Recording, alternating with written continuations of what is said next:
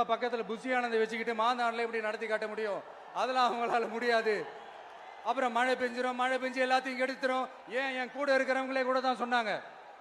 அதுக்கப்புறம் என்ன நடந்துச்சுன்னு உங்க எல்லாருக்குமே தெரியும். இப்ப புதுசா ஒண்ணு சொல்ல ஆரம்பிச்சிருக்கிறாங்க. அது என்னடானா, ஆட்சியை பிடிக்கிறதெல்லாம் அவ்வளவு ஈஸி இல்லை இல்லையா? இப்ப அதெல்லாம் விட்டாங்க. இப்ப இங்க வந்துட்டாங்க. இவர் நேரா ஷூட்டிங்ல இருந்து வருவாராம், வந்து ஆட்சியை பிடிப்பாராம். அது எப்படி இவராலே முடியும்? அவராலேயே முடியல, இவராலேயே முடியல. அவருக்கு அத்தனை வருஷம் ஆச்சு, இவராலே எப்படி முடியும்? ஒரு பக்கம். இன்னொரு பக்கம் கூட்டம்லாம் ஓகே தான், அது எப்படி ஓட்டா மாறும் அப்படின்றது இன்னொரு பக்கம். இப்படி கதை, திரைக்கதை, வசனம், இயக்கம், பாடல்கள்,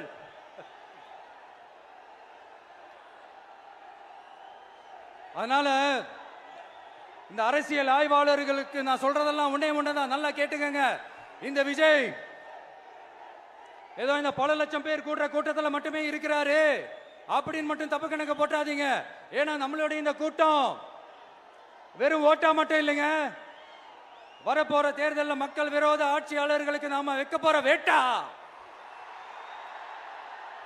நம்மளை கோட்டைக்கு அனுப்ப போற ரூட்டா இருக்க போதுன்னு சீக்கிரமாவே தெரிஞ்சுப்பீங்க.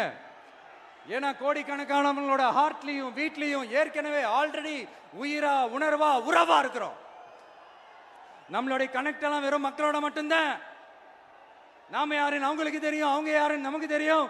நாமளும் நம்ம மக்களும் எப்படி இருக்கிறோம்னு எதிரிகளுக்கு நல்லாவே தெரியும். இருந்தாலும் இந்த விஜய் எதுக்குப்பா வந்திருக்கிறாரு?